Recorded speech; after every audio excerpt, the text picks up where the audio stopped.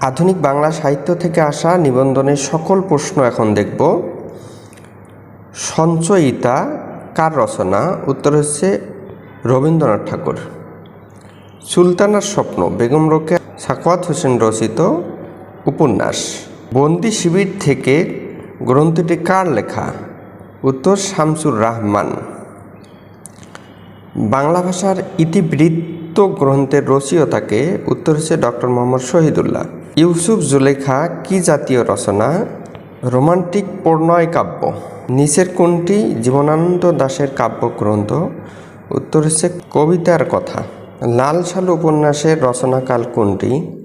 উত্তর হচ্ছে 1948 সাল। বাংলা ভাষার উদ্ভব ও বিকাশ গ্রন্থের রচয়িতাকে? উত্তর হচ্ছে ডক্টর সুনীতি কুমার চট্টোপাধ্যায়। পায়ের আওয়াজ পাওয়া যায় কি ধরনের রচনা? উত্তর হচ্ছে কাব্য নাটক।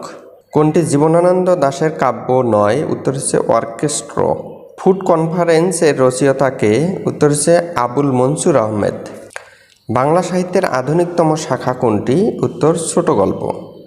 মুক্তিযুদ্ধের উপর রচিত কবিতা সেপ্টেম্বর অন যশোর রোডের রচয়িতাকে? উত্তর হচ্ছে অ্যালেন গিন্সবার্গ। কবর নাটকটির রচয়িতাকে? উত্তর হচ্ছে মুনীর চৌধুরী।